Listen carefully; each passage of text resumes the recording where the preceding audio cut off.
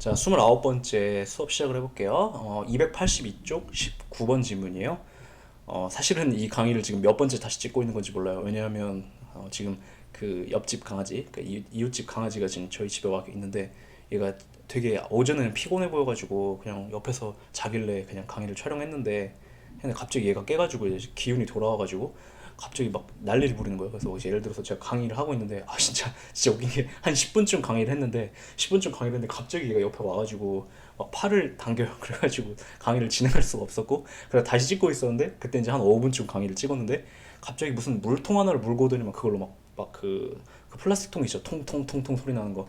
그래서 그걸로 막 놀고 그래가지고 아무튼 지금 몇 번째 강의를 찍는 건지 모르겠는데 다시 282쪽 시작을 해볼게요. 이 말씀을 드리는 이유는 강의를 하다가 소리가 조금 나더라도 또 개 짖는 소리가 나더라도 양해를 해주세요. 지금 문 열어놓고 그냥 있었는데 더 이상 안 되겠어가지고 문 밖에 놓고 문 닫고 지금 강의를 촬영하고 있어요. 자, 19번 정보 주체가 직접 또는 제3자를 통하여 이미 공개한 개인정보는 공개 당시 정보 주체가 자신의 개인정보에 대한 수집이나 제3자 제공 등의 처리에 대하여 일정한 범위 내에서 동일한 것으로 보아야 된다 이렇게 말하고 있는데 이게 2014-235080 사건이죠. 여기 보시면 다 이렇게 돼요. 다는 민사사건이 대법원에서 판결이 난 경우에 이걸 판결 이름이 사건 번호가 2014 다 이렇게 사건 번호가 붙거든요. 근데 이 사건 무슨 사건이냐면 손해배상 청구 사건이었어요. 손해배상 청구 사건. 그런데 손해배상 청구권이 인정되기 위해서는 그러니까 실제 사건이 정보 주체가 니네가 내 정보를 함부로 썼다는 이유로 손해배상 청구를 한 사건이었는데 손해배상 청구권이 인정되기 위해서는 위법성이 인정돼야 되죠. 맞죠? 그런데 자, 개인정보 처리가 위법한 것으로 판단이 되기 위해서는 뭐 요건을 구비하지 못했음에도 불구하고 남의 정보를 이렇게 처리를 했어야 하거든요. 그 문제가 된 것은 요건을 구비하지 못한 개인정보 처리가 있는 상황인지가 문제가 됐는데 여기까지 상황 이해되시죠? 됐는데 그것과 관련해서 동의가 있다면 개인정보 처리에 대한 동의가 있다면 적법하게 사용할 수 있게 되잖아요. 다른 사람도 저의 개인정보를 예를 들어 저의 개인정보를 맞죠? 그런데 자, 대법원이 이렇게 얘기를 한 사건이 있는 거예요. 정보 주체가 직접 혹은 다른 사람을 통해서 이미 공개한 개인정보라면 어느 정도에 대해서는 일정 범위 내에서는 그걸 쓸 수 있게 처리할 수 있게 동의를 한 것으로 보아야 된다라고 해서 위법성 인정과 관련해서 이렇게 법리를 최신 판례로 전개했고 아직 기출은 안 됐어요. 그래서 이렇게 기억을 해주세요. 이게 무슨 사건이었냐면 이제 홍익대 법대 교수님 계셨는데 원고가 되셔가지고 손해배상 청구를 들어간 건데 그 로앤비라는 회사가 있었어요. 근데 로앤비라는 회사가 무슨 일을 하는 회사였냐면 그러니까 예를 들어서 제가 홍기대법대 교수예요. 그러면 그 제가 뭐 학교를 어디 나왔는지 아니면은 무슨 논문을 썼는지 막 이런 것들이 그 학교 홈페이지에 공개가 되잖아요. 그러니까 로앤비에서 뭘 했냐면 그런 정보들을 다 모아다가 법조인들의 그 개인 정보를 검색해가지고 딱 편리하게 예를 들어서 뭐 사건을 소송을 해야 되는 사람이 생기면 막 법조인들을 검색해가지고 이 사람이 무슨 소송을 맡았고 학교는 어디 나왔고 막 이런 것들을 다 알아볼 수 있게 한 큐에 검색해서 알아볼 수 있게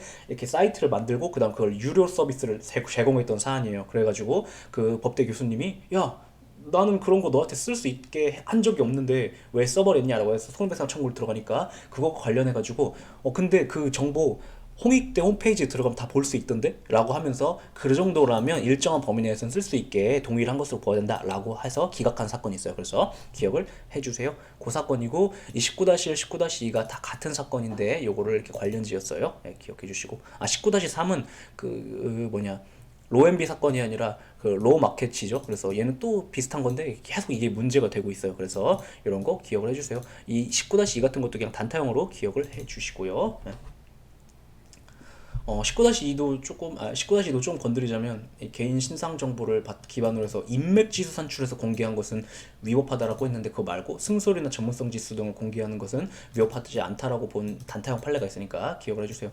그러니까 인맥 지수 무슨 말이냐면 그 사법시험 합격 연도, 사법 연수원 기수, 출신 학교 이런 거 뭐냐면 다 예를 들어 출신 학교 막 서울대 그 출신들이 막 다 장악하고 있잖아요. 법조계에는. 그래서 막 이런 거를 공개하는 것은 되게 그러니까 실제로는 영향력이 있겠지만 어떤 변호사가 있을 때 이 변호사가 소송을 잘하는지 못하는지랑 사실 상관이 없는 거잖아요. 그래서 그런 것을 공개한 것은 위협한 행위다. 그러나 이 사람이 얼마나 전문적인가, 뭐 예를 들어 형사 사건인지 아니면 행정 사건인지 아니면 뭐 가사 사건인지 뭐 건축 사건인지 건설 사건인지 뭐 재건축 재개발 사건인지 이런 것들을 전문으로 하는지 아닌지 여부는 소비자에게 제공할 만한 정보죠. 그래서 그런 것들을 제공하는 건 문제가 없지만 인맥 지수를 산출해 공개하는 것은 위협하다라고 이렇게 개별적으로 케이스 바이 케이스로 이건 위협하냐 안 위협하냐를 판단한 게 있는데, 올해 그러니까 2020년 5급 승진 문제로 출제한 적이 있으니까 요것도 단타형으로 기억해 주시고, 그러나 요거랑 비교하셔가지고 얘는 출제한 적이 없지만 인맥 지수랑 인맥 지수는 위법, 승소율이나 전문성 지수는 위협하지 않음, 이렇게 단타형으로 기억을 해주시면 될 것 같아요.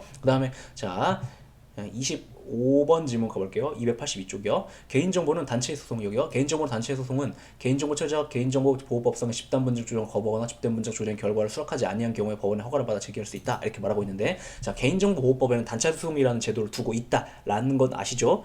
그것까지 강의할 수는 없어요. 기본 강의 때 다 한 거니까. 근데 그 개인정보 단체 소송은 들어가기 전에 반드시 그 개인정보 분쟁 조정 위원회에서 집단 분쟁 조정을 거친 다음에만 들어갈 수 있어요. 다시.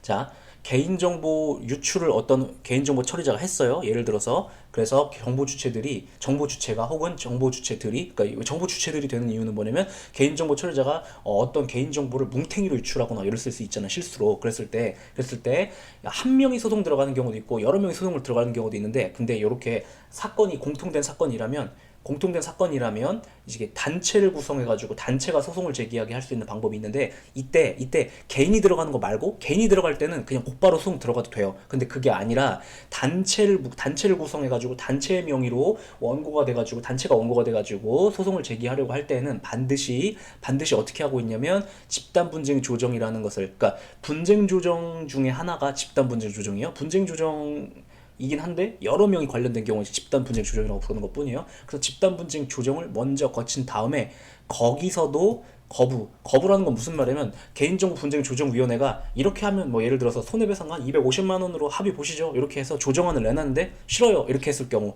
아니면 이제 원고도 싫을 수 있지만 피고도 무슨 250만 원이야 무슨 이렇게 정보 유출 하나 한 거에 대해서 그래서 불복이 있을 수 있겠죠. 그래서 거부하거나 아니면 집단 분쟁 조정 결과를 수락하지 아니한 경우에 하는 것인데, 어떻게 하는 거냐면 그때 법원의 허가를 받아야 돼요. 원래 왜냐하면 단체가 원고가 되는 것은 특이한 일이란 말이에요. 예를 들어서 저의 개인정보가 유출돼가지고 제가 손해를 봤다. 그러면 제가 직접 원고가 돼서 소송을 제기해야 되는 것이지, 개인이 아니라 단체를 형성해서 단체가 원고가 되게 하는 건 특이한 일이라고요. 그래서 이때는 법원의 허가까지 필요하다, 기억을 해주시고. 그러나 이 지문이, 아무튼 25번 지문이 말하고 싶은 것은 무엇이냐면, 개인정보 관련해가지고 단체 소송 들어갈 때는 집단 분쟁 조정을 반드시 먼저 거쳐야 한다는 거, 그리고 법원의 허가까지 받아야 한다는 거 기억을 해주세요. 됐죠? 그다음에 283쪽 가보시면 29번 질문 볼까요?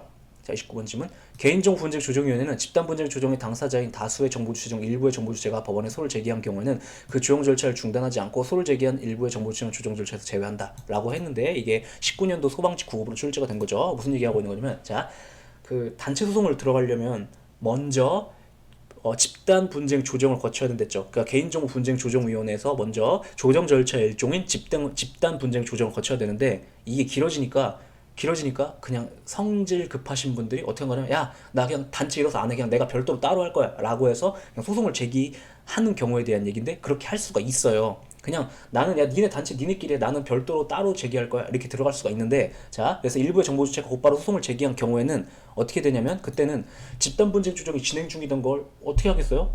중지하지 말고 그냥 계속 진행해라, 그리고 걔만 빼고 계속 진행해라, 이렇게 규정이 있다, 단타형으로. 특별히 중요한 건 아닌데 한 번 나온 거죠. 근데 한 번 나왔으니까, 문제은행 풀에 들어갔으니까 또 나올 가능성이 있으니까 기억을 해주세요. 그 다음에 자 30번 보시면 단체 소송의 소는, 단체 소송이라고 하면 되는데요. 이게 구태여 이렇게 출제했어요. 단체 소송은 피고의 주된 사무소 또는 영업소가 있는 곳에 지방법원 권한 합의부가 전속적으로 관할한다. 이거 어디에 소송 제기하라고 하고 있는 거냐면, 피고가 누구였어요? 개인정보 처리자겠죠? 왜 주된 사무소 또는 영업소 이런 표현을 왜 쓰냐면, 그 피고가 보통 공공기관들이 이제 회사나 막 이런 거일 거 아니에요. 죄송해요. 공공기관이 아니라 개인정보 처리자. 예를 들어 네이버, 카카오 막 이런 애들이요.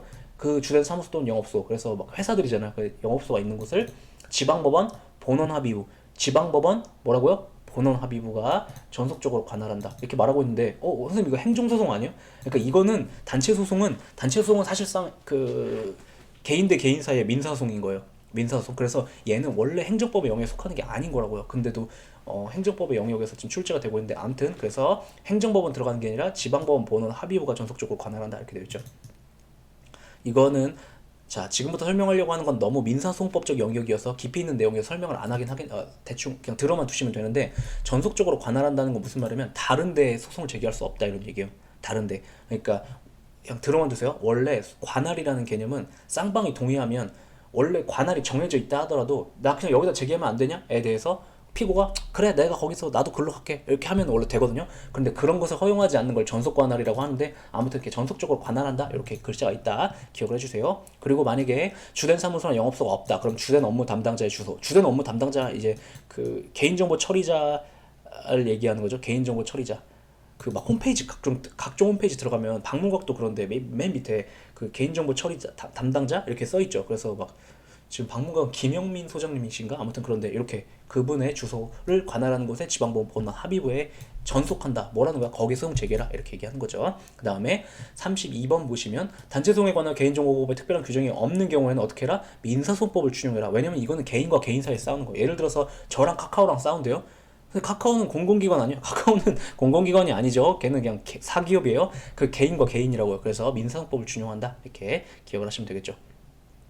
그 다음에 33번이 있는데 얘는 출제된 적이 없는데도 불구하고 그냥 제가 끌고 왔어요. 그래서 이런 것까지 제가 다루고 있으니까 너무 불안해하지 마세요. 그러니까 저도 나름 다 제껴내라고 하면서도 책에 많이 써놓긴 했거든요. 근데도 여기도 안 나온 건 그냥 제껴내시라고 말씀드린 거예요. 그래서 아무튼 지금 하고 싶은 말이 뭐냐면 33번도 기출된 적은 없지만 출제 가능성이 있어서 끌고 와 봤어요. 왜냐면 소송과 관련된 거여서 법학자들은 소송 좋아하죠. 자 33번 단체소송에서 원고의 청구를 기각하는 판결이 확정된 경우 그러니까 단체소송 들어갔는데 원고가 진 거예요. 상황 이해되시죠? 그때 판결이 확정된 후 그 사안과 관련하여 국가, 지방자치 또는 국가 또는 지방자치단체가 설립한 기관에 의하여 뭐래요? 새로운 증거가 발견됐다. 그러니까 졌는데 그전에 이런 증거는 없었던 거죠. 그래서 져버린 거예요. 새로운 증거가 나타난 경우나 기각 판결이 원고의 고의로 인한 것이 밝혀진 경우가 아닌 한 이와 동일한 사안에 관하여 다른 단체는 단체소송을 제기할 수 없다. 무슨 말이냐면 이런 거죠. 자, 예를 들어서 싸이월드가 개인정보를 유출했어요. 뭐 100만 건을 유출했어요. 100만 건 너무 많다. 예를 들어 10만 건 유출했다고 해볼게요. 그러면 그 단체소송을 제기하는 거죠. 10만 건 중에서 그 한 8만 명이 단체를 이뤄가지고 소송을 제기했어요. 상황 이해되시죠? 상황 제기 8만 명이 단체를 이뤄서 단체 소송을 제기했어요. 근데 얘네가 져버린 거예요. 져버렸어요. 그러면 어떻게 할 수 없다는 거예요? 이와 동일한 사안에 관하여 다른 단체는 단체 소송을 제기할 수 없다. 8만 명의 단체로 소송을 제기했는데 얘네가 져버린 거죠. 그러니까 내부에서 막 거봐라 니네가 얼마나 등신같이 했으면 이렇게 져버리냐라고 해서 별도로 그 8만 명 중에 예를 들어 또 4만 명이 따로 떼어져 나와가지고 4만 명이라고 하면 안 되겠다. 3만 명이 따로 떼어져 나와가지고 단체를 만들어서 또 소송을 제기한다. 이런 거 허락하지 않겠다는 거죠. 한 번 싸웠으면 끝 이렇게 얘기하고 있는 거예요. 근데 여기 보면 새로운 증거가 나타났을 때는 그때는 되겠지만 새로운 증거가 나타난 것도 아닌데 안 된다. 그 다음에 또 기각 판결이 원고의 고의로 인한 것이 밝혀진 경우 이건 또 무슨 말이냐면 그 단체를 이뤘는데 그 단체가 만들어지면 또 항상 대표가 있겠죠. 근데 이 사람이 그 고의로 인했다. 뭐겠어요? 뇌물 먹고서 그 카카오가 아니라 그 싸이월드랑 짬짬이 해가지고 이렇게 막 한 1억 받고 져주는 걸로 한 거죠. 그런 경우가 아닌 한 뭐래요? 안 된다. 또 들어가는 건 안 된다. 규정이 있다. 그 다음에 4번이요. 그냥 얘는 당연한 공자님 말씀 같은 건데 단타형으로 기억하시면 돼요. 개인정보보호법은 개인정보의 누설이나 권한 없는 처리 또는 다른 사람의 이용에 제공하는 등 부당한 목적으로 사용하는 행위를 그러니까 개인정보를 이렇게 사용하는 걸 처벌하도 형사처벌하게 하고 있거든요. 근데 자, 이 판례에 무슨 얘기하고 싶은 거냐면 과연 누설이 뭔데? 그러니까 누설이라 함은 아직 이를 알지 못하는 타인에게 알려주는 일체 행위를 말한다. 당연한 거 아닌가? 자, 좀 설명을 해드릴게요. 이게 무슨 말인가? 실제로 형사소송이 들어갔다는 것은 피고인이 지금 예를 들어 교도소에 들어갈 것인가 말 것인가 아니면 전과자가 될 것인가 말 것인가가 문제가 되는 상황이잖아요. 그러면 이제 이때 별걸 다 문제 삼아요. 어떻게든 소송에서 무죄 판결을 받으려고. 근데 그 중 하나가 뭐냐면 형법 조문을 가지고 이게 무슨 말이냐? 헌법상의 명확성 원칙에 어긋나는데 이렇게 시비를 걸어갖고 위헌인지 아닌지 판단해달라고 요청하는 방식으로도 이렇게 빠져나갈 국리들을 많이 하거든요. 근데 이런 거죠. 개인정보보호법을 보니까 개인정보를 누설하면 형사처벌한다고 하는데 누설이 뭐지? 막 이런 거예요. 그러니까 그 대법관들이 뭐라고 한 거냐? 자, 누설이라 하면 해서 국어사전 찾아가지고 이렇게 정의를 한 거죠.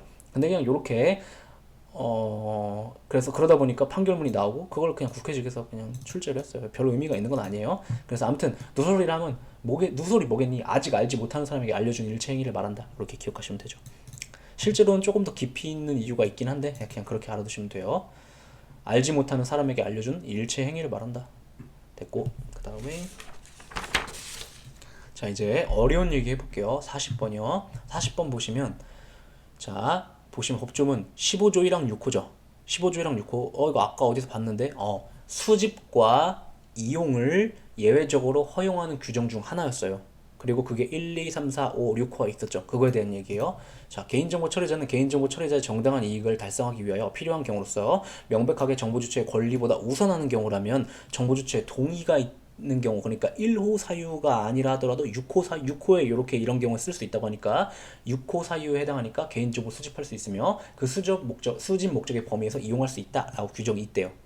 상황 이해되시죠? 자, 요거는 이따가 보시고, 그래서 5선지 보시면 개인정보보호법에 따르면 개인정보 처리 정당한 이익을 달성하기 위해 필요한 경우서 명백하게 정보 주체의 권리보다 우선하는 경우라도 개인정보 수집 이용을 위협한 것으로 평가된다. X죠? 쓸 수 있다라고 하고 있으니까.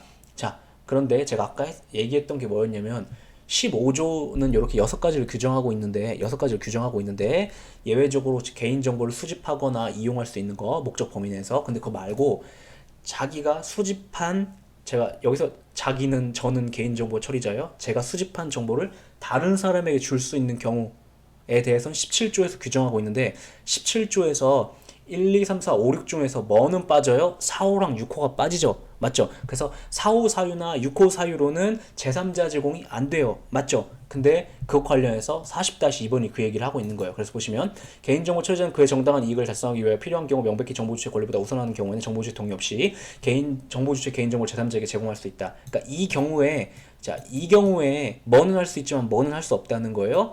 동의 없이도 수집한 다음 수집 목적 범위 내에서 이용은 할 수 있지만 제3자에게 줄 수는 없다. 그 얘기를 하고 있는 거고, 요 해설은 그런 얘기니까 뭐 이해되시면 안 보셔도 돼요. 삭제하셔도 상관없겠죠. 그 다음 41번이, 그러니까 40번이 15조 1항 6호였고 41번이 4호 얘긴데, 자 볼게요. 개인정보 처리자는 정보 주체와의 계약 체결 및 이행을 위하여 불가피하게 필요한 경우는 정보 주체의 동의가 없이도 개인정보를 수집할 수 있고 수집 목적의 범위 내에서 이용할 수 있다라고 4호의 규정이 있죠. 뭐 예를 들어서 인터넷 쇼핑몰에서 물건을 구매했는데 제가 판매자가 구매자의 주소와 연락처를 수집하고 목적 범위 내에서 이용하는 경우, 뭔 소리냐면 주소를 알아야 배송을 해주죠, 그죠? 그런 걸 얘기하는 거예요. 그래서 특히 이제 이행, 니네 집으로 보내줄게요, 주소 좀 줘, 막 이런 경우에 동의 없이도 수집할 수 있다, 그리고 그걸 이용할 수 있다, 그런 얘기 하고 있는 거죠. 그 다음에 41-1번 보세요.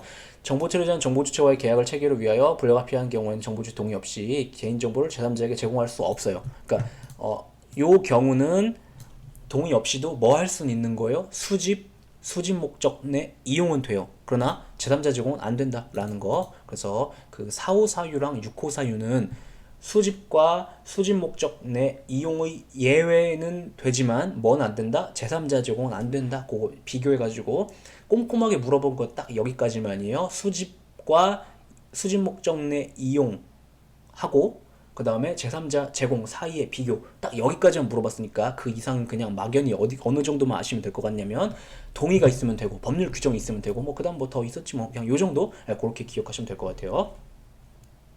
그 다음에 43번 뭐 이런 권리를 갖는데요. 됐고, 설명할 거 저 왜 기출 질문이 나왔을까? 그렇고, 그 다음에 43-3 볼까요? 개인정보의 열람 청구, 삭제, 정정 청구권을 갖는데 개인정보 보호 주체는 정보 주체는 정보 주체가 직접 할 수도 있고 대리할 수도 있다. 대리할 수도 있다. 뭐 단타형으로 기억하시면 되겠죠. 그다음에 자 48번 가볼까요? 48번 보시면 뭐 이거는 이렇게 보면 뭐야 이거 또 뭐지 막 이러는데 읽어보면 당연한 얘기예요. 개인정보 처리자는 만 14세 미만의 아동 7살짜리 생각하세요. 7살짜리 개인정보를 처리하기 위해 이 법에 따른 동의를 받아야 할 때는 그 법정들의 동의를 받아야 된대요.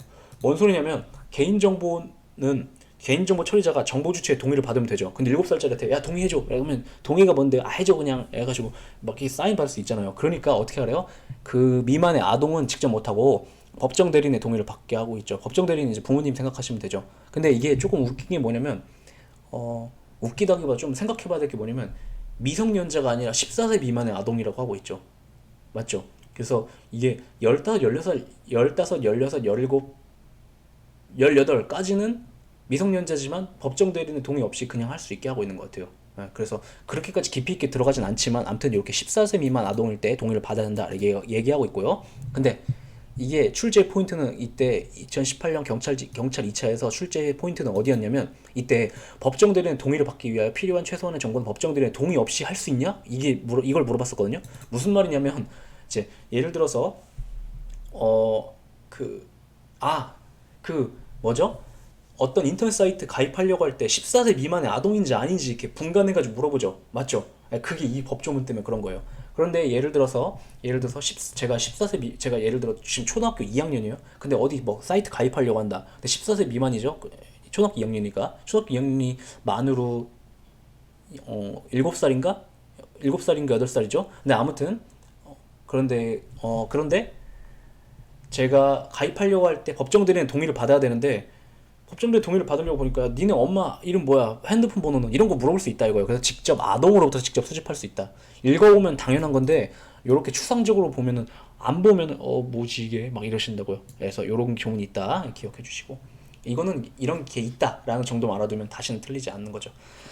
됐지요? 그 다음에 이제 넘기면 개인정보보호법은 특별히 강의할 것이 없고 다만 이제 예를 들어서 59번 이런 거 보면은 변이 많죠? 이런 것들은 그냥 단타형으로 기억을 해주세요. 심지어 기출지문 아니죠? 더러운 건데 제가 혹시나 하는 마음에 그냥 끌어왔어요. 눈으로 한 번씩 봐주세요.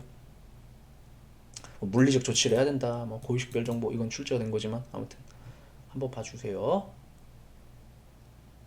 됐죠? 네, 됐다. 그 다음에 제 4편 들어가 볼게요. 지금 이제 드디어 3편이 끝이 나고 제 4편 행정의 실효성 확보 수단 들어가는 거예요. 그러니까 3편 다시 살짝 개관을 해보면 3편의 경우 이 행정 절차에 관한 법 이렇게 이름이 붙어가지고 그 안에 행정 절차법이라는 단행 법률이 있고 얘를 자세히 다뤄요. 그리고 행정 절차법에 들어가 보면 행정 절차법은 처신 예의 질을 규정하고 있고 그죠? 처분 그 다음에 신고 행정 예고 행정 입법 예고 그 다음 행정 지도를 규정하고 있고 선생님 근데 3편에 와가지고 처신 예예지 중에 처분 그 다음에 예예 그러니까 행정 예고 행정 입법 예고만 배우고 신고랑 행정 지도는 안 배웠는데요. 신고는 어디서 배워요? 신고에 대해서는 저 앞에 행정법 통론에서 배웠기 때문에 안 배우는 거고 근데 거기서 법조문 달랑 하나 배웠는데요. 달랑 하나밖에 없어요. 행정절차법에 그 41조요. 40조. 그래서 그걸 배운 것 뿐이고 그 다음에 또 뭐 안 다뤘어요? 행정지도. 행정지도는 어디서 다뤘죠 우리가? 2편 행정작용법 편에서 기타 행정작용으로서 행정지도를 다뤘죠. 그래서 이미 다 다뤘어요. 법조문 4개가 있는데 그거 그냥 다룬 거라고요. 그리고 남은 거는 뭐예요? 처예예 남죠. 그래서 처예예를 여기 다룬 거예요. 3편에서. 그 다음에 자 이제 단행법률서 행정절차법 말고 뭐가 남아있어요? 정보공개법이랑 개인정보보호법이랑 민원처리에 관한 법률이 남아있죠. 근데 민원처리에 관한 법률은 국회직 빼고 안 다루니까 그냥 넘어간 거고 남은 게 뭐예요? 남은 게 그러면 개인정보보호법이랑 정보공개에 관한 법률이죠. 그래서 그걸 지금까지 다룬 거라고요. 그런데 제가 항상 강조하고 싶어 하는 거 그게 뭐냐면 개인정보보호법이랑 정보공개법은 진짜 전혀 다른 거예요. 전혀 다른 거예요. 그러니까 혼동하시면 안 돼요. 얘네들을 혼동하기 시작한다. 골로 가는 거죠. 네. 그거 기억해 주시고 그 다음에 자 지금부터 4편을 들어가려고 하는데 자 행정법이 그 편제가 목차가 분량관계상 하나 둘 셋 넷 다 6개 통론, 작용법, 절차법, 실효성 확보 수단 그 다음에 전보제도 그 다음에 마지막으로 행정쟁송 이렇게 6개로 갈린다고 했을 때 당락을 좌우하는 것은 어디냐면 3편과 4편이에요. 다시 3편과 4편이 당락을 좌우해요. 그리고 특히 어디가 제일 중요하냐면 4편 행정의 실효성 확보 수단이 제일 중요해요. 그리고 여기가 가성비가 최고예요. 가성비가 여기가 최고인데 왜 그러냐면 분량이 적으면서도 여기는 출제가 엄청 많이 이루어지고 있거든요. 그래서 공부를 하실 때 맨 처음 여기부터 들어가는 거예요. 그래서 여러분들이 2회독을 하시게 된다. 그러면 4편 행정의 실효성 확보 수단부터 확실하게 하고 그 다음 다른 걸 들어가세요. 4편 행정의 실효성 확보 수단 제일 중요해요. 여기가. 네. 어렵지도 않으면서 출제는 엄청 많이 되면서 분량은 적다고요. 그러니까 가성비가 여기가 최고예요. 그래서 여기 꼭 반드시 공부하시고 그리고 이게 되게 수험적으로 이미 여러분이 현재 그런 마음이실 텐데 지금 29강 하고 있죠. 29강 하면 마음이 이미 어때요? 이미 분명히 이거 여러분 좋아가지고 듣고 있는 강의인데 이미 그냥 빨리빨리 끝냈으면 좋겠죠. 빨리 끝냈으면 좋겠죠. 그리고 저의 입장에서는 하나로 더 해주면 여러분에게 서비스를 베푸는 건데 강의 시간이 길어지면 싫어지죠. 그 마음이 벌써 매너리즘에 빠진다고요. 그래서 이 4편쯤 오면 이미 가장 중요한 건데 여기서 매너리즘에 빠져가지고 진도를 빼는데 정신이 팔리신다고요. 제가 아마 이 강의는 무조건 예습하면서 따라오세요 라고 누차 반복했지만 그러지 않고 계신 분들 많으시죠? 이미 많잖아요. 맞죠? 그러니까 이미 이쯤 오면은 29강쯤 오면은 그냥 강의 다 듣고 하지 뭐 귀찮은데 이러신다고요. 근데 그러지 마세요. 예습 반드시 하시고 그 다음에 긴장하는 마음으로 들어오세요. 왜 지금 얘기하냐면 4편에서 긴장이 풀어지니까 여기가 제일 중요한데 여기를 못해가지고 떨어지신다고. 반드시 여기를 정복하셔야 돼요. 4편. 자, 주요 개념 정리. 실효성 확보 수단 개설 들어가 볼게요. 어디냐면 286쪽이요. 행정 실효성 확보 수단은 행정법상 의무 위반이 발생했을 때 행정청이 법원의 힘을 빌리지 않고 자신의 힘으로 직접 의무 이행 상태를 실현하거나 아니면 의무 위반자에 대해 제재를 가하는 각종 제도적 수단들을 말한다. 이 앞부분을 직접적 실효성 확보 수단이라고 하고 이 부분을 뭐라고 불러요? 페널티를 가하는 건데 페널티를 가한다는 걸 알면 국민이 쫄아가지고 행정법상 의무를 이행하게 되기 때문에 간접적으로 국민이 행정법상 의무를 이행하게 만들기 때문에 간접적 실효성 확보 수단이라고 부르죠. 그리고 영업정지, 면허 취소 등도 넓은 의미로 실효성 확보 수단에 속한다. 됐고 그 다음에 2번 행정실효성 확보 수단은 행정강제, 요거 다른 말로 직접적 실효성 확보 수단이라고 하죠. 그러니까 이거 기억을 이렇게 다르게 표현하고 있는 거예요. 와, 행정벌, 니은을 다르게 표현하고 있는 거예요. 니은. 구분된다. 전자는 행정법적으로 적법한 상태가 장래에 실현되도록 하는데 주안점이 있는 제도, 그래서 장래지향적이다 이렇게 부르고요. 후자는 이미 저질렀어. 너 위반했니? 그럼 너 페널티 이렇게 해서 과거에 저질렀던 위법행위의 제재를 가하는데 주안점이 있는 과거 회기적 제도다 이렇게 수험적으로 도식화하고 네요. 그리고 행정대집행 이행강제금 대리직강 즉 이 행정강제로서 마련되어 있고 그 다음에 대리직강 즉 형질, 행정형벌과 행정질서벌이 행정벌 제도로서 마련되어 있다. 마련되어 있다로 바꿀까요? 문장 이상하네. 마련돼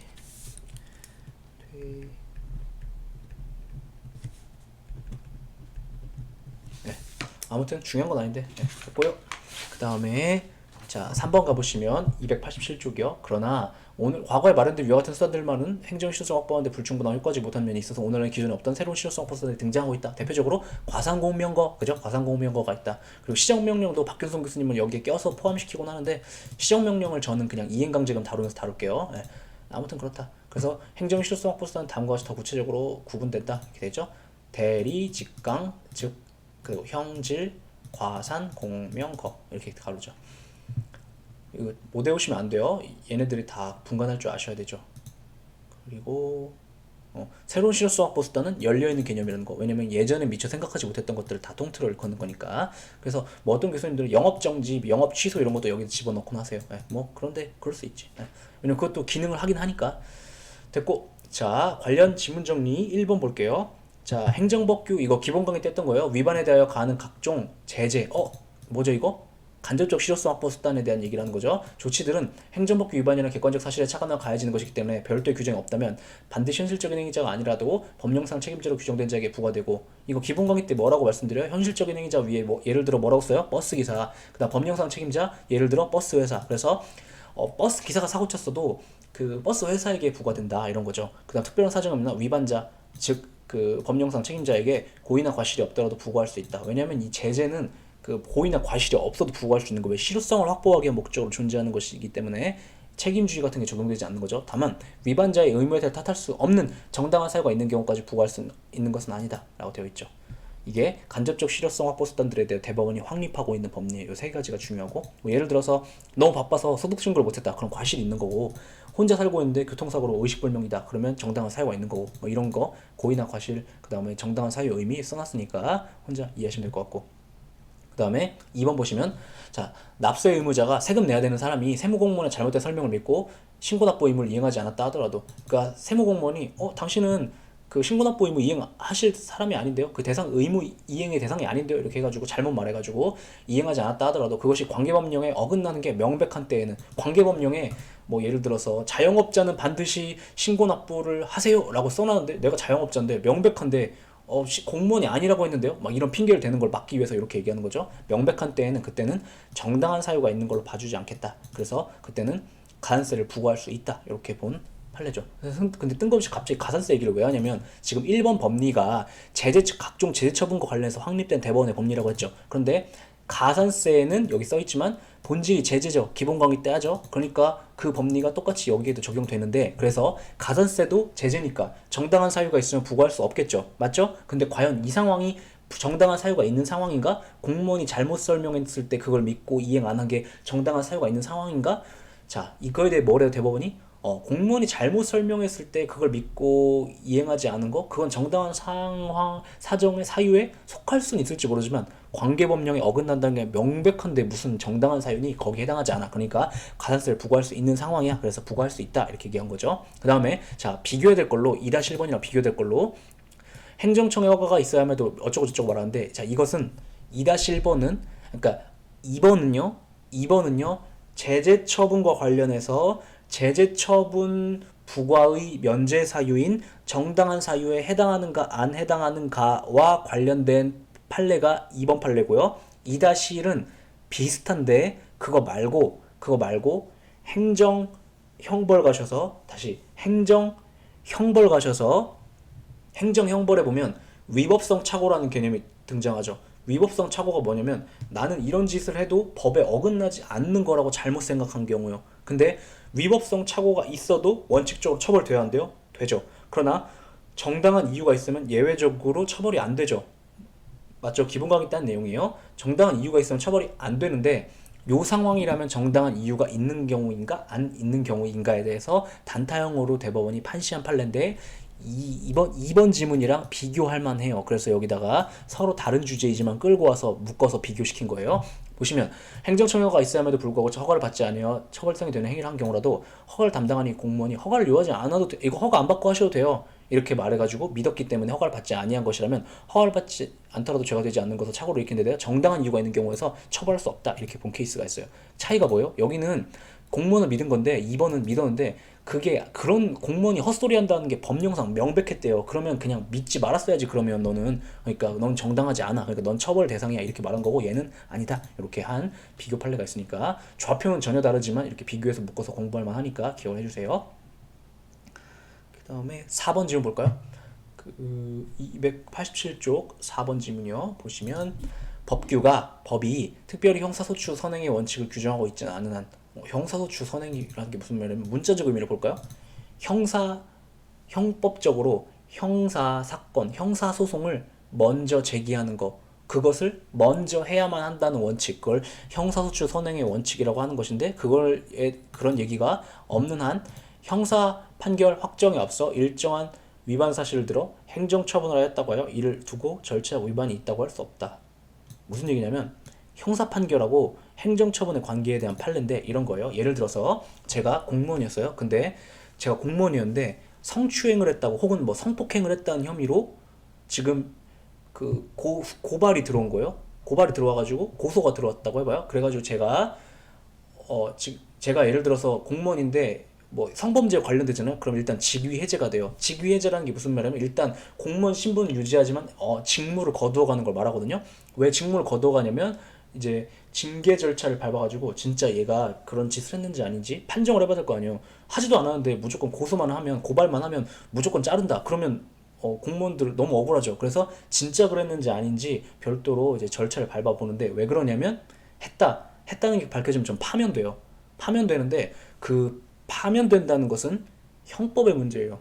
그것은 형법의 문제라고요. 형법의 문제. 행정상의 문제, 처분의 문제. 죄송해요. 행정상의 문제. 파면되는지 안 되는지는. 근데 그거 말고 제가 공무원의 직위를 그러니까 공무원 신분을 상실하게 되는 거 그거 말고 별도로 형사처벌은 남아 있단 말이에요. 그런데 자, 이런 거죠. 제가 공무원인데 성범죄를 저질렀다고 해서 뭐 민원이 들어온 거예요. 그래서 저의 임용권자가 너 그랬니? 하면서 징계 절차 밟아보자. 진짜 그랬는지 진상 밝혀보고 맞으면 너 파면이야. 이렇게 해가지고 징계 절차를 밟아 들어가고 있는데 먼저 아직 동시에 제가 성범죄로 기소가 돼가지고 형사소송도 진행되고 있다고 해봐요. 뭐 교도소에 들어가야 되는지 말아야 되는지. 그때 행정청이 먼저 너 했네. 그러니까 먼저 그 짓을 했다 하더라도, 그러니까 파면 처분을 먼저 했다 하더라도 꼭 형사소송이 먼저 판결이 나야 되는 건 아니니까 아무 문제 없다. 법에 형사소송이 먼저 판결이 되기까지는 파면을 할 수 없다. 이런 얘기 없잖아. 그러니까 이렇게 할 수 있다. 이렇게 말하고 있는 거예요. 그래서 형사판결과 행정처분의 관계에 대한 얘기죠. 그래서 문제 없다. 그 얘기를 하고 있는 거죠. 단타형으로 처리하면 될 것 같아요. 됐고, 그 다음에 자 지금까지는 실효성 확보 수단을 개관한 것인데, 자 다시 돌아가 보면 여기 표가 있죠. 이 87쪽에 이렇게 표가 있는데, 요 네 개, 그러니까 요거 이렇게 다섯 가지가 즉강, 질, 그다음 새로운 실효성 확보 수단까지 있는데, 이것들을 이제 지금부터 각계역파에서 하나씩 들어가려고 하는데 분량이 행정벌하고 행정강제, 그러니까 새로운 실효성 확보 수단은 기존에 없었던 것들에 대한 얘기를 하는 것이어가지고 교과서 목차가 보통 얘네들부터 먼저 다루거든요. 기존에 존재하던 것들부터. 그런데 저는 얘네들부터 다루긴 다루는데 얘를 먼저 다루려고요. 왜냐하면 얘가 분량이 적어요. 분량이 적어서 얘부터 끝내고 이제 그 다음 얘를 들어가려고 하는 거예요. 그래서 이 책은 목차가 행정벌부터 나와요. 이해되시죠? 그리고 행정벌을 개관한 다음에 그 다음 행정형벌, 그 다음 행정질서벌 이렇게 다루는 순서 들어갈 거예요. 뭐 순서는 상관없어요. 어느 것 하나든지 뭐 각계각파에서 끝내면 되는데, 아무튼 저는 이게 분량이 적어서 이거부터 들어간다고요. 자, 주요 개념 정리. 과거에는 1번이요. 어디냐면 288쪽 행정법상 의무 위반에 대해 부과한 제재 제도들이 형벌과 과태료의 형태로만 존재했다. 그래서 행정법상 의무 위반에 대한 제재를 통틀어 행정벌이라고 불렀어요. 옛날에는 각종 페널티를 그리고 하였고 둘 중 어느 제재를 가하느냐에 따라 형벌을 부과하면 행정형벌, 과태료를 부과하면 행정질서벌이라고 불렀다. 그러나 오늘날에는 행정법상 의무 위반에 대한 각종 제재를 간접적 실효성 확보 수단이라고 부르면서 그중 특히 행정형벌과 행정질서벌만을 행정벌이라고 부르고 있대요. 조금 이렇게 개념의 표현이 달라진 거죠. 옛날에는 각종 제재를 행정벌이라고 부르고 행정벌을 행정형벌이랑 행정질서벌로 불렀는데, 지금은 각종 제재를 행정벌이라고 안 부르고 각종 제재를 간접적 실효성 확보 수단이라고 부르고, 예전대로 다시요.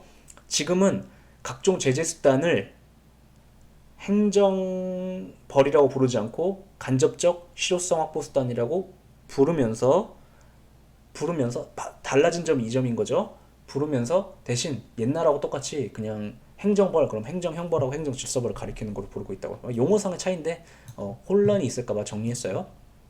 그 다음에 단타형으로 볼만한 것이 일사부재리 원칙이라는 게 있는데, 이게 뭐냐면 동일한 사건에 대해 두 번 처벌을 부과할 수 없다는 원칙을 말하죠. 일사부재리. 왜냐면 아니부자 재리 그러니까 두 번째 심리를 할 수 없다. 근데 직역하면. 근데 행정법에서는 처벌을 부과할 수 없다 이런 의미로 이해하죠. 우리 대법원은 이때 처벌을 형벌만을 가리키는 의미로 이해하고 있어요. 형벌은 그 형법전의 41조에 등장한 9가지 말을 말하죠. 그래서 예를 들어서 1회 행정법상 의무 위반에 대하여 이미 형벌 부과했는데, 형벌을 그 후에 뭐 다른 형벌 이외의 제재를 부과한다 하더라도 일사부재리 원칙에 반하지 않죠. 그 다음에 형벌하고 동시에 과징금을 부과한다 하더라도 과징금은 형벌이 아니니까 일사부재리 원칙에 반하지 않는다고 보죠. 왜냐면 하나의 잘못에 대해서 형벌 2번 부과된 것이 아니니까. 그런 얘기 기본감이 딴 거죠. 그 다음에 서론적인 얘기들에서 2번 질문 볼게요. 중요한 건 아닌데 혼자 보면 뭐지? 하실만 해가지고, 자, 징계벌이라는 것이 있는데 그것은 특별권력관계의 질서를 유지를 위한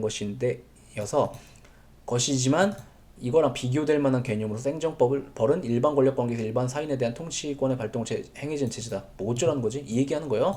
그러니까 행정벌은 징계벌이랑 다른 것이다. 다시 지금부터 배우려고 하는 행정벌은 징계벌이라는 것이 뭔지 알고 있음을 전제로, 야 니네 징계벌 알지? 징계벌하고 다른 거야 이렇게 얘기하는 건데, 문제는 우린 징계벌이 뭔지 모르잖아요. 징계벌이 뭔데? 징계벌이 뭐냐면 자, 행정벌은 행정 주체가 있고 일반 국민인데 일반 국민에 대해 부과하는 거죠. 그러니까 행정조직 바깥에 있는. 근데 그거 말고 그 행정조직 내부에 있는 사람에게 질서 유지 목적으로 부과하는 각종 페널티가 있거든요. 그것은 행정벌이 아니라 그건 징계벌이라고 불러요. 그래서 그걸 갖다가 특별권력관계 질서를 유지를 위한 것이다 이렇게 말하곤 하는데, 징계벌의 예로는 예를 들어서 교도소 난동을 부린 수용자에 대해 독방 감금 처분 이런 거, 아니면 공무원에 대한 감봉 처분 이런 것들이 있다. 뭐 그냥 단타형으로 기억하시면 되죠. 행정벌과 징계벌, 그러니까 비교될 만한 것으로서 행정벌과 비교될 만한 것으로서 징계벌이라는 것이 있다. 그냥 그 정도 기억하시면 될 것 같아요. 그다음 3번은 사실 2-1이라고 봐도 상관없는데, 징계벌의 예로 뭐가 등장하냐면 행형법에 의한 징벌이 예로 나오는 거예요. 자, 제가 아까 전에 2번에서 징계벌의 예로 독방감금 이렇게 말씀드렸잖아요. 참고로 이 한자 뭐게요? 이 금치예요, 금치. 그러니까 이게 실무상 왜 이렇게 부르는지 모르겠는데, 그 독방에 가두는 거 있죠. 자, 예를 들어서 제가 사람을 죽였어요. 사람 죽이면 안 된다. 사람 죽이면 안 되고, 왜냐면 이 기한이 있는 거니까. 제가 뭐 강도짓을 했어요. 막 100만 원어치 막 있는 거 다 내놔 막 이래가지고 예, 강도짓을 했어요. 강도짓 아무튼 했어요. 강도짓을 했어요. 해가지고 교도소에서 제가 막 5년 형을 선고받아가지고 5년 들어가 살고 있었어요. 근데 들어갔는데 막 옆에 있는 애가 아 너 강도했냐? 뭐 이러면서 놀리는 거였어. 아 새끼가 마음에 안 들어가지고 제가 또 거기서 걔를 때렸어요. 그러면 교도소 내에서 별도로 질서 유지 목적으로 저한테 페널티를 가하거든요. 그런 거를 징계벌이라고 부르는 거예요. 근데 그때 대표적으로 이루어지는 게 금치처분, 금치처분 그러는데 그거를 독방 감금이 한글로 순화하면 그 저를 독방에 가둬요. 근데 얘는 행정벌이 아니다 이런 거죠. 예, 이거는 그 국민들이 행정법상의 의무를 이행하기 위한 목적으로 질서 유지 목적으로 존재하는 게 아니라 그 특별 권력 관계에서 그러니까 행정직 내부에서 관리를 그 조직 구성원들을 관리하기 위한 목적으로 하는 것이기 때문에 아니다라는 얘기를 하는 것인데 그러니까 징계벌의 예로 독방감금이 등장하는 거죠. 근데 지금 3번 여기 나오는 행정법에 의한 징벌 이것은 얘도 이 행정법에 의한 징벌은 이 징계벌의 예시 중 하나예요. 그래서 어쩌라고 얘는 행정벌이 아니기 때문에 형사처벌하고 얘를 해도 일사부재리 원칙에 반하지 않는다고요. 왜냐하면 일사부재리 원칙에 3번은 그 얘기를 하는 거예요. 일사부재리 원칙에 반하지 않는다는 얘기. 일사부재리 원칙에 반하려면 처벌이 2번 부과되죠. 돼야 하죠. 그런데 행정법에 의한 징벌이 뭔지는 모르겠지만 암튼 얘는 징계벌의 일종이래요. 그러니까 얘는 암튼 확실한 것은 행정벌은 아닌 거죠. 왜냐하면 행정벌과 징계벌은 다른 거니까. 맞죠? 근데 행정벌이 아니니까 행정벌에는 다시 과태료랑 행정형벌이 있는데 행정벌이 아니니까 당연히 행정형벌일 리가 없고 그러니까 행정형벌을 2번 부과한 것이 일리가 없고 그러니까 일사부재리 원칙에 반하지 않는다는 얘기를 하는 거죠. 근데 자 여기까지 설명 끝인데 좀 설명할 게 있는데 뭐냐면 그 행정법에 의한 징벌 이 뭐냐면 자 이 한자를 풀어볼게요. 이게 그 형벌 부과와 관련된 원칙을 규정한 게 형법이거든요. 근데 얘는 그 형법을 집행하는 법이 아니라 얘는 형을 집행하는 법이에요. 다시. 그러니까 얘는 형법 앞에 행이 붙은 것이 아니라 행형법이에요. 뭔 소리냐면 자 예를 들어서 제가 아까 강도로 돌아가봐요. 강도짓을 해가지고 5년 선고를 받아가지고 그 들어갔어요. 그러면 어떻게 그 5년 동안 얘를 가두어 놓을 것인가? 그러니까 형을 집행하는 거 방법을 규정한 법이에요. 이해돼요? 그래서 예를 들어 여기에 뭐 독방 금치처분 이런 것들이 여기 규정돼 있다고요. 되죠? 네, 그런 법률이 있어요. 그리고 현재는 요게 형의 집행 및 수용자의 처우에 관한 법률로 바뀌었죠. 아마 그 교정직 하시는 분들은 요 법률을 배우실걸요? 네, 시험이 있을 거예요. 아무튼 근데 그런 법률이 있다. 됐죠? 안 중요한 걸 너무 길게 했다. 됐죠? 자 이제 본격적으로 행정벌 서론적인 얘기했는데 이제 끝을 냈고 행정벌은 뭐로 이루어진다고? 형벌하고 과태료죠. 그러니까 형벌부터 들어가 볼게요. 자 행정형벌 주요 개념 정리. 행정형벌이란 행정법상 의무 위반에 부과되는 형벌을 말한다. 형벌이 뭔데? 형법 41조에서 규정하고 있는 9가지 제재를 말한다. 9가지가 뭐죠? 여기 넘어가셔서 290쪽에서 보시면 관련 주문 정리. 형의 종류는 다음과 같다. 사징금, 자자, 벌구, 과물, 사형, 징역, 금고, 자격 상실, 자격 정지, 벌금, 구류, 과료, 몰수 이렇게 있는데 기본 강의 때 제가 뭐라고 말씀드리죠? 일단 징역, 금고 정도는 형벌에 해당한다는 거 기억해 주시고 그다음 벌금도 형벌에 해당한다는 거 기억해 주시고 그다음에 과료 정도 기억해 주세요. 과료. 이렇게 4가지 정도 기억해 주세요. 왜냐하면 여기에 뭐가 없다는 게 중요한 거예요. 과징금 없고 과태료 없다는 게 중요한 거죠. 걔네들은 형벌이 아니에요. 사징금, 자자, 벌구, 과물 얘네 9가지만 형벌이라고 부른다. 그래서 행정법상 의무 위반에 대해서 사징금, 자자, 벌구, 과물을 부과하는 경우에만 행정형벌이다. 그죠? 그래서 41조에 규정되어 있지 않은 제재인 과태료나 과징금 형벌에 해당하지 않는다. 됐고 그 다음에 이게 중요한 거죠. 2번 특히 잘 모르시는 건데 중요한 거예요. 행정형벌 부과에 대해서 별도로 규정이 없는 한 형벌 부과에 이게 중요한 건데 동그라미 1번의 두 번째 줄이요. 자 행정형벌이 뭐라고요? 행정법상 의무 위반에 대해서 부과하는 형벌이죠. 그러니까 행정형벌도 형벌의 일종이에요. 그런데 형벌에 대해서 이 부과의 절차와 원칙을 규정한 법이 2가지가 있는데 그것이 형법하고 형사소송법이래요. 그런데 형법 안에 행정형벌이 있는 거죠. 맞죠? 근데 그러니까 행정형벌도 형벌의 일종인데 행정형벌만을 위하여 별도로 법 규정이 있지 않다라면 얘도 형벌의 일종이니까 형법하고 형사소송법의 적용을 받는다라는 얘기를 하고 있는 거예요. 그리고 규정이 별도로 잘 없어요. 그래서 형법과 형사소송법이 적용되는 것이다. 일반법이 없으니까, 일반법이 없기 때문에 그래요. 그러니까 형벌 중에서 행정형벌만을 규정하기 위한 목적으로 일반법이 제정되어 있지 않기 때문에 그래요. 그리고 그러니까 행정형벌에는 형벌부과의 대원칙인 책임주의나 죄형법정주의도 적용된다. 무슨 말이냐면 책임주의랑 죄형법정주의라는 것이 있는데 얘네들이 형법과 형사소송법이 규정되어 있거든요. 그래서 적용된다. 기억해 주시고. 근데 문제는 죄형법정주의는 뭔지 설명했죠. 기본 강의 때 뭐예요? 범죄와 무엇이 범죄이고, 그러니까 이 대한민국에서는 뭐를 범죄로 취급해서 처벌할 것인지, 그러니까 무엇을 범죄로 취급하는 것인지, 그다음 그런 짓을 하면 어떤 형벌을 받는 것인지를 법으로 정해놔라. 그걸 요구하는 원칙을 죄형법정주의라고 하잖아요. 기본 강의 때 하죠. 근데 그거 말고 책임주의는 뭐냐면, 자, 이게 헌법적인 얘기인데, 이걸 이해하고 있어야, 좀 이해할 수 있는 지문들이 있어서 행정법에도 끌고 와봤어요. 원래는 헌법의 얘기예요. 보시면 책임주의란 크게 두 가지를 의미하는데, 하나는 형벌은 그것을 부과할 만한 본인의 잘못이 있는 자에게만 부과할 수 있다. 무슨 말이냐면, 제가 예를 들어서 갑자기 막 경찰들이 와가지고 저를 체포해 가요. 왜요? 뭐요? 그러니까 네 친구가 사람을 죽였대요. 그 친구가 사람을 죽였는데 친구를 못 잡았으니까 너를 처벌해야겠대요. 자, 상식적으로 이거 될까 안 될까요? 안 돼요. 왜? 제가 잘못한 게 아니잖아요. 그걸 말하는 거예요. 그 당연한 원칙을 얘기하는 거예요. 내가 잘못한 거에 대해서만 내가 처벌받는다 이거죠. 그다음 두 번째, 또 다른 하나에 따라서 형벌을 부과하는 자에게 최소한 그를 탓할 수 있는 근거가 되는 과실도 있어야 된다. 무슨 말이냐면, 제가 어떤 사고를 치긴 쳤는데 과실도 없었어요. 자, 예를 들어서 제가 차를 타고 가다가 사람을 쳐서 죽였어요. 근데 이때 제가 진짜 최선을 다했는데도 그 사람이 예를 들어서 너무 죽고 싶어 해가지고 막 저를 따라와가지고 어쩔 수 없이 제가 칠 수밖에 없었다고 쳐봐요. 저는 막 최대한 피했는데 그럼 저한테 과실이 없는 거예요. 그때는 사람을 죽였어도 처벌되지 않아요. 왜? 무과실이니까. 그런 걸 말하는 거예요. 그래서 과실이라도 있어야만 처벌될 수 있다라는 얘기를 말하는 거죠. 이걸 두고 형벌부과에 있어서는 되게 어렵게 대위 책임이나 무과실 책임은 인정될 수 없다라고도 불러요. 그러니까 무과실 책임은 인정될 수 없다. 뭔 소리인지 아시겠죠? 과실이 없는데 처벌하는 건 인정할 수 없다. 이런 얘기고, 대위 책임? 이게 뭐냐면 다른 사람을 대신하는 지위에서 책임을 지는 건 있을 수 없다. 이런 얘기를 하는 거죠. 이런 책임은 민법에는 예를 들어서 대위 책임이나 무과실 책임 이런 게 있을 수 있지만 형사처벌과 관련해서는 이런 것이 인정될 수 없어요. 왜? 너무 강력한 페널티니까. 혹시 이런 게 인정된다라면 막 사형도 막 다른 사람을 대신해 죽고 이런 게 있을 수 있겠죠. 뭐 예수님이요? 안 되죠. 그런 거 안 되는 거예요.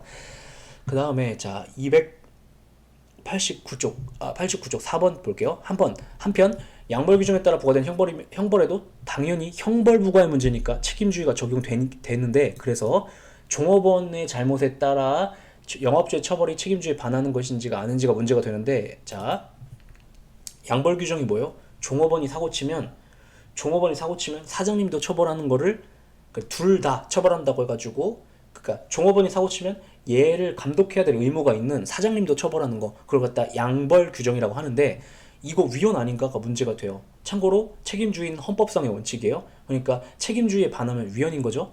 그러니까 사장님은 잘못이 없는데 사장님 처벌하는 건 위헌 아니야? 문제가 됐는데 헌법재판소가 이렇게 얘기해요. 만약에 알바를 고용했는데 얘가 잘못했다는 이유로 무조건 기계적으로 사장님을 처벌한다면 그건 위헌이 맞아.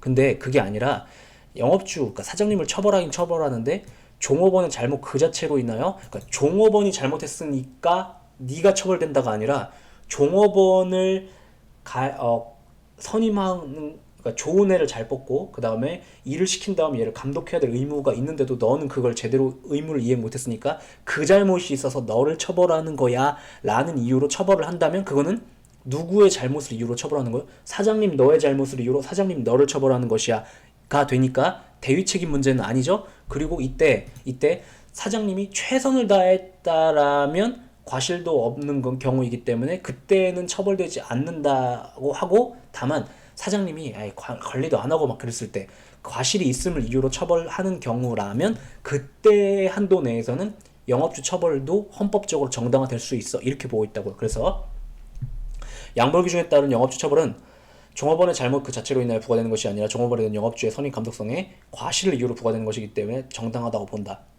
그러니까 정확하게 말하면 좀 문장에 오해의 소지가 있는데 그것을 이유로 영업주를 처벌하는 것이라면 그 규정은 정당해 이렇게 보겠다고요. 이해되시죠? 그래서 반대로 그렇지 않다면 그렇지 않다 얘기하고 있는 거죠. 문장 오해 소지가 있어. 책 정식 출간할 때는 수정할게요.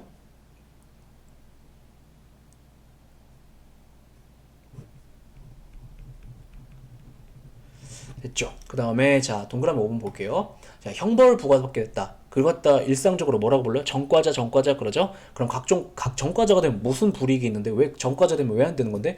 각종 법령에 의해 중대한 불이익을 받기 때문에 그래요. 예를 들어서 공무원 임용 결격된다든가 아니면 제가 취업을 할 때 사기업에 취업을 한다 하더라도 그 전과 기록을 이렇게 다 공개해야 되거든요.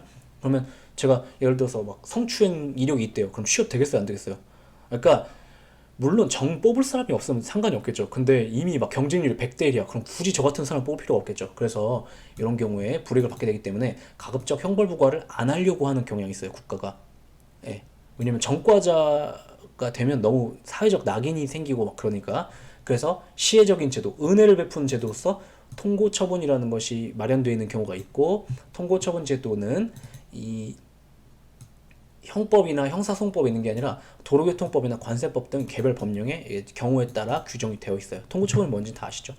그 다음에 자 관련 조문 정리 16조 보시면 이게 아까 전에 자 제가 행정형벌과 관련해가지고 공무원을 믿었을 때 정당한 사유가 있으면 처벌되지 않는다라고 했잖아요. 그 위법성 착오에 대해서 이렇게 형법전에 규정이 있어요. 그래서 보시면 오인에 정당한 이유가 있다. 그럼 처벌하지 않는다라고 되어 있죠. 이 조문은 뭘 전제로 하는 거예요? 네가 그런 짓을 하면 처벌되는지 안 처벌되는지 몰랐다 하더라도 원칙적으로는 처벌되는 건데 그 모름에 그 오인에 정당한 이유가 있다면 처벌되지 않는다 이렇게 말하죠. 오인에 말하니까 최근에 그 누구죠? 여자 배우 오인혜 씨가 자살하셨죠. 맞나? 자살하셨나? 교통사고로 돌아가셨나? 기억도 안 나네. 그죠? 예. 그다음 또 최근에 또 누가 자살하셨죠? 박지선 씨가 자살하셨죠. 그죠? 이 코로나가 아휴, 더 이상 얘기하지 않을게요. 되게 사람을 우울하게 하는 것 같아요. 꼭 이제 코로나 때문에 자살했다는 건 아니지만 알 수 없지만 돌아가신 분들이 왜 돌아가셨는지는 알 수 없지만 근데 아무튼 갑자기 왜 쓸데없는 얘기를 하지? 예, 오인혜 그러다 보니까 오인혜 씨가 생각이 나네요. 자 됐고 쓸데없는 얘기였어요. 형법 구조 보면 형벌은 우리나라의 경우 14세 미만은 벌하지 않아요. 아까 14세 뭐 하나 더 나왔었죠? 개인정보보호법상 동의받을 때 엄마 데리고 와야 되는 거 있었죠? 그게 그 14세를 기준으로 한다. 참고로 형벌도 14세를 기준으로 하지만 뭐도 14세를 기준으로 하냐면 그 과태료 있죠? 과태료 14세를 기준으로 해요. 왜 그런지는 이따가 설명할게요. 그 다음에 지금 요 세 개의 조문, 이 세 개의 조문은 왜 갑자기 등장하는 거냐면 그러니까 통고 처분에 대해서도 일반법이 없고 개별법에 흩어져 있거든요. 개별법에 흩어져 있는 통고 처분의 예시로 끌고 왔어요. 그러니까 이렇게 보통 규정이 되어 있다. 눈으로 한번 보시면 되겠죠. 통고 처분 있으면 뭐 공소시효 중단되고 뭐 이런 게 있어요. 됐고, 자 이제 관련 지문 정리 볼게요. 넘어가시면 290쪽 12번 볼까요? 12번. 자, 통고 처분은 처분성이 있는가에 대한 건데, 자, 통고 처분이 뭔지 기본 강의 때 다뤘던 거 복습해 볼까요? 통고 처분이 뭐예요? 통고 처분? 통고 처분이 뭐냐면 원래 형벌을 부과해야 되는데 대신 범칙금 내라 하고 범칙금을 내면 그냥 그 사건을 덮어주는 걸 말하죠. 선생님 안 덮어주면 어떻게 되는 건데요? 안 덮어주면 이제 검사가 형사 기소를 해서 판사 앞에 가가지고 정식으로 형사 재판을 받고 유죄면 교도소 들어가야 되는 거죠. 근데 그게 아니라 그렇게 하지 않고 없는 걸로 덮어져 버리는 거예요. 범칙금 내면 그냥 이런 일 하지 않았던 것처럼 취급해 주는 거죠. 그냥 더 이상 그냥 수사가 완전 다 종결된 걸로 그냥 재판이 그냥 무죄로 그냥 끝나버린 걸로 그냥 덮어주는 거 제도를 통고처분이라고 하는 거예요. 대표적으로 이제 통고처분이 이루어지는 경우 중 하나가 뭐냐면 신호위반이 있어요. 신호위반이 그러니까 예를 들어 제가 그냥 걸어가다 신호위반한 거 말고 차 타고 가다 신호위반한 거 있죠. 우리나라의 경우는 그래요. 우리나라의 경우는 차 타고 가다가 신호위반한 경우에는 범죄로 형사범죄로 취급돼가지고 원래 형사처벌 받아야 되는데 그러면 우리나라에 형사처벌 받지 않을 분들이 거의 없죠. 왜냐하면 이것도 또 쓸데없는 얘기인데 그 주황불 들어오면 원래 가지 말아야 하죠. 그러니까 무슨 말이냐면 자 제가 자동차를 운전하고 있는데 초록불이에요. 근데 이쯤 이렇게 왔는데 주황불로 바뀌어요. 그러면 곧 빨간불로 바뀐다는 걸 의미하는데 빨간불로 바뀌어도 신호 위반할 것을 감수하고 우리나라 사람들 그냥 지나가잖아요. 맞죠? 그거 다 형사처벌 되는 거예요 원래. 그러니까 주황불로 바뀌었을 때 진짜 빨간불로 바뀌기 전에 더 빨리 지나갈 자신이 있을 때만 지나가야 되지, 빨간불이 그러니까 자, 제가 자동차를 운전하는데 지금 쓸데없는 얘기 그냥 재미를 위해서 하고 있는 거예요. 신호등이 여기 있는데 자동차를 타고 가고 있어요. 그럼 봤는데 이 각도에서는 보이죠? 신호등이 주황불이에요. 근데 이쯤 오면 안 보이죠? 신호등이 위에 있으니까. 근데 이때 빨간불이다. 그러면 신호 위반이라고요. 상황 이해돼요?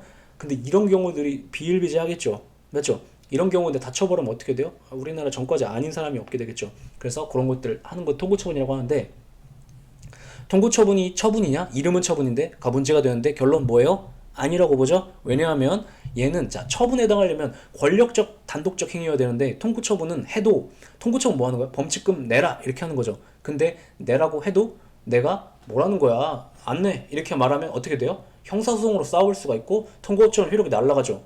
그러면 범칙금을 내야 되는 의무가 그냥 내가 안 내면 끝이죠. 맞죠? 맞죠? 그럼 그게 뭐가 권력적이야? 그러니까 처분이 아니라고 보는 거예요. 이해되시죠? 네, 그 얘기하는 거.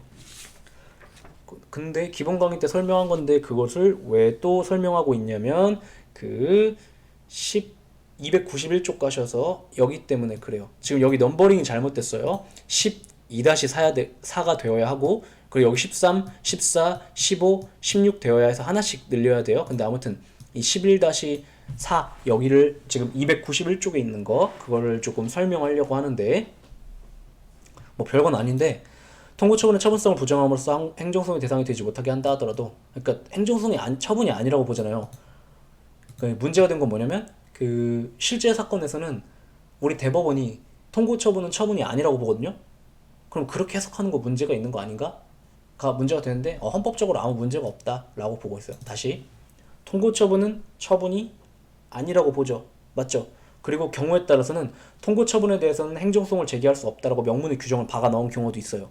그런데 자 그러면 통고처분을 받았을 때 행정소송으로는 그거에 대해서 권익구제를 받을 수가 없게 되잖아요. 그래서 혹시 이게 위헌은 아닌가? 가 문제가 돼서 헌법재판소에 간 적이 있는데, 헌법재판소는 아무 문제가 없다. 그러므로 결론적으로 위헌이 아니다라고 판시했대요. 근데 암기하기 쉽죠. 왜냐하면 그러니까 우리가 처분이 아니라고 지금도 배우고 있겠죠. 맞죠? 그렇게 기억하시면 돼요. 그래서 여기 보면 법관의 재판을 받을 권리, 이 기본권 중 하나거든요. 적법 절차의 원칙, 헌법상의 원칙인데 얘네들은 몰라도 돼요. 이게 뭔지 몰라도 되고, 얘네들이 어떤 맥락에서 등장하는 거냐면 통고처분의 처분성을 부정해도 그것이 헌법 위반 아니다라고 판시했다. 그거 정도만 기억하시면 되죠. 단탕으로 기억하면 돼요. 별로 중요한 거 아닌데. 됐고, 그 다음에 자, 어려운 거 들어가 볼게요. 17번이죠. 291쪽에 17번이요. 잠깐. 17번인데 그냥 끝까지 다 해볼게요. 이거 행정형벌까지는 다 해볼게요. 17번 빨리빨리 할게요. 지방국세청장 또는 세무서장이 조세범칙행위에 대하여 통고처분을 거치지 않고, 그러니까 조세범칙행위 중에 안 내면이 아니라 세금 포탈과 관련해 특히 그런데 이제 형사처벌되는 경우가 있어요. 그거에 대해서 그치만 세금 안 냈다고 형사 범죄자로 만들면 좀 그러니까 통고처분을 거치게 하는 경우가 있거든요. 그래서 통고처분을 거치지 않고 형사고발을 한 경우 무슨 말이냐면, 자, 그 세금 중에서는 안 내면 포탈을 하면 그것에 대해서 형사처벌을 받아야 되는 경우가 있는데, 자, 요거 기본 강의 때 했기 때문에 다 안다는 전제에 강의할게요. 제가 어떤 국민이 있는데 내야 될 세금이 있어요. 내야 될 세금이 있는데 그 세금은 뭐 경우에 따라 지방국세청장이 부과할 때도 있고 세무서장이 부과할 때도 있는데, 아무튼 얘네 둘 중에 뭐냐 그건 중요한 게 아니에요. 근데 얘가 지금 안 냈어요. 제가 뭐 예를 들어 세무서장이라고 해볼게요. 그 상대방이 있는데 얘가 안 냈어요. 그랬을 때 제가 어떤 세금을 안 내면 형사처벌의 대상이 되는 세금을 안 냈다고 해봐요. 어떤 그 상대방이. 그랬을 때 저는 여기서 저는 세무서장이죠. 저는 통고처분을 해가지고 얘를 범칙금만 내면 덮어주는 방식으로 은혜를 베풀 수도 있고, 그게 아니라 형사고발해가지고 형사소송 벌어지게 해서 형사재판 받게 해가지고 전과자 만들 수도 있어요. 이것은 재량이에요. 다시 이것은 재량이에요. 아시죠? 이거 재량이란 거. 근데 그래 둘 중에 선택권이 저한테 있다고요. 근데 제가 통고처분을 할 수도 있고 형사고발해가지고 형사소송을 제기할 수도 있는 것인데, 어떻게 했냐면 형사고발을 했대요. 다시 재량이니까 선택권이 있죠. 그러니까 형사고발을 했대요. 그러면 어떤 법적 효과가 생기냐면, 그러면 이제는 통고처분을 할 수 없게 돼요. 한번 선택권이 있었는데, 저는 세무서장이에요. 선택권이 있었는데 형사고발을 하기로 했대요. 그러면 더 이상 통고처분을 이제는 할 수가 없게 돼요. 이해돼요? 그래서 통고처분을 밟아 들어가서 은혜를 베푸는 스텝을 더 이상 밟을 수가 없게 돼요. 어쩌라고? 그러니까 형사고발 들어갔다. 그 다음에 마음을 고쳐가지고 안 되겠다. 통고처분 해줘야지. 라고 했어도 동일한 조세범칙 행위에 대한 통고처분 특별한 사정이 없는 무효래요. 왜냐하면 이제 권한이 저는 없어요. 권한 없는 자에 의한 행위. 무슨 하자죠? 주체상의 하자죠? 그러니까 무효라고 봐요. 이해돼요? 그 얘기. 해설 보시면 따라서 조세범칙 행위자가 이러한 통고처분을 이행하였더라도 그러니까 통고처분은 효력이 없죠. 그러니까 통고처분은 무효죠. 근데도 조세범칙 행위자가 그때서야 아싸 하면서 교도소 가는 것보다 이거라도 내는 게 낫지 하면서 통고처분을 이행했다 하더라도 법적인 효력이 없는 통고처분이란 말이에요. 그러니까 조세범 처벌 절차법 15조 3항에서 정한 숫자는 몰라도 돼요. 일사부재리 원칙이 적용될 여지가 없다. 일사부재리 원칙이 적용될 여지가 없다는 게 무슨 말이냐면 통고처분은 원래 범칙금 내라고 하고 내면 사건 덮어주고 이미 덮어주었기 때문에 형사고발을 별도로 할 수 없게 만드는 걸 일사부재리 원칙이라고 여기서 부르는 건데 그런 혜택을 누릴 수 없게 된다 이 소리예요. 이미 맨 처음에 선택권 있는 상태에서 형사고발을 해버렸다면 그러니까 형사고발에 따라 개시된 형사소송 절차에서 형벌을 부과하더라도 일사부재리 원칙이 반하지 않는다고 봐요. 그러니까 이때 조세범칙 행위자가 저 통고처분에 의해서 범칙금 납부했는데요. 그래도 야 그건 효력이 없어. 그러니까 너는 처벌 너한테 부과해도 너는 처벌 받아야 돼. 이렇게 말하고 있는 거죠. 그죠? 그래서 지방국세청장이 조세범칙 행위에 대하여 17-1번이요. 고발하는 동일한 조세범칙 행위에 대하여 통고처분을 하여 조세범칙 행위자가 이를 이행했다. 그럼 고발했다는 형사처벌의 이행은 일사부재 원칙에 반하 위법하다. X죠. 이미 뭐 했대요? 고발했대요. 그러면 통고처분 권한이 없어요. 그죠? 그래서 일사부재 원칙에 반하지 않아요. 그 다음 18번 뭐 단타형인데 통고처분에 의해 범칙금을 납부한 경우 그 납부의 효력에 따라 다시 벌받지 않게 되는 행위사실은 범칙금 통고의 이유에 기재된 무슨 말이냐면 그 통고서 범칙금 통고서가 날라갈 때 통고처분서가 날라갈 때 너를 상대로 이러한 것을 우리가 적발했는데 우리가 그냥 덮어줄게 범칙금 내면 이렇게 통고처분서가 날라간다고요. 받아보신 분들은 아실걸요? 그 차 타고 가다가 그 신호 위반하거나 아니면 속도 위반해가지고 속도 위반은 아니지만 아무튼 신호 위반했을 때 근데 자 그 범칙금을 내면 덮어주죠. 근데 어디까지 덮어주는 건데? 어디까지냐면 이유에 기재된 그 범칙 행위 혹은 법적인 표현은 다르다 하더라도 사실상 같은 얘기를 하는 것일 때 그걸 갖다 법적으로 어떻게 불러요? 기본적 사실관계 동일성이 인정된다고 부르죠. 그걸 갖다 줄여서 동일성이 인정되는 범위다 이렇게 얘기하고 있는 거예요. 예를 들어서 제가 2020년 1월 1일에 신호 위반을 했어요. 그리고 2020년 뭐 3월 1일에 신호 위반을 또 했어요. 2건 저지른 거죠. 근데 언제 했냐면 1월 1일이랑 3월 1일이요. 근데 어느 날 이제 고지서가 날라온 거예요. 통고처분서가 날라온 거예요. 네가 1월 1일에 한 거 우리가 발견했다. 그래서 범칙금 내면 덮어줄게 라고 그런 통고처분서가 날라온 거예요. 그래서 제가 범칙금을 냈어요. 그럼 그것에 의해 덮어져 버리는 것은 1월 1일 거 뿐이지 3월 1일 건 아니라 이 소리예요. 별개 행위니까. 이해되죠? 그 얘기. 그 다음에 19번 볼까요? 행정업계 위반자가 법정 기간 내에 부과된 금액을 안 내면 어떻게 돼요? 그러면 형사소송법에 의해 처리된다. 뭔 소리냐면 그러면 이제 부과된 금액을 납부하지 않겠다. 그럼 난 배째라 난 싸울 거야. 난 억울해. 이렇게 얘기했다는 거죠. 그러면 이제는 형사소송법에 따라 절차가 전개되는 거죠.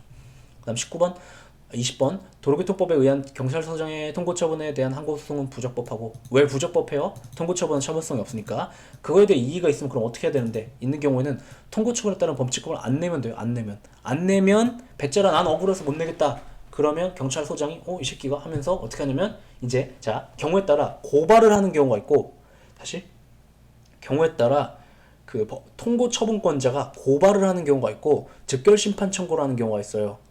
고발을 하는 경우가 있고 즉결심판 청구를 하는 경우가 있어요. 아무튼 두 개에 의해 이제 형사소송 절차가 벌어지게 되는 것인데 통고처분을 했어요. 그런데 제가 억울해요. 나는 이런 짓을 한 적이 없는데 라고 억울해요. 그럼 안 내면 돼요. 그럼 안 내면 어떡하냐면 통고처분권자가 즉결심판 청구를 하거나 아니면 고발을 해요. 근데 아무튼 두 절차에 의해서 아무튼 형사재판이 열리는데 여기까지 이해가 되죠. 그래서 형사재판이 열리니까 형사재판에 적용되는 법이 뭐예요? 형사소송법이죠. 그래서 19번 지문은 그 얘기를 하는 거고 근데 여기 보면 아까 어떤 때는 고발이고 어떤 때는 직결심판 청구예요. 어떤 때는 고발이고 어떤 때는 직결심판 청구냐면 범죄가 그 범죄로 인하여 받게 될 형벌이 진짜 경미할 때 있어요. 막 20만 원 이하의 벌금을 받거나 그럴 때 아니면 뭐 교도소 3일 들어가 있어야 한다 이런 거 그럴 때에는 즉결 심판 청구를 하고요. 그게 아니라 좀 무거운 것일 때에는 고발을 해요. 그냥 그 정도만 아시면 될 것 같아요. 그리고 현행법상 도로교통법에 규정되어 있는 범죄들 중에 통고 처분이 이루어지는 것은 다 가벼운 것들 뿐이에요. 그래서 이 경우 도로교통법상 통고 처분에 대해서 이행을 안 하면 즉결 심판 청구가 이루어진다 이렇게 말하는데 맞는 질문이에요. 그 얘기를 하고 있는 게 이렇게 얘기했다. 그런데 자 출제 포인트가 이건 아니에요. 뭐 즉결 심판 청구냐 이 경우에 고발이냐 그거는 물어보지 않아요. 그럼 뭐냐 머릿속에 이 경우 이런 정도만 알고 계시라고. 뭐 즉결 심판 청구든 고발이든 그거에 의해서 형사소송 절차가 개시가 되게 된다. 그래서 형사소송이 개시되니까 거기 형사소송법이 적용된다. 그래서 형사재판의 문제가 되어버린다. 그렇게만 아시면 될 것 같아요. 됐죠? 자 이제 강의 길었고 다음에 292쪽 행정질서월부터 계속 들어갈게요. 네.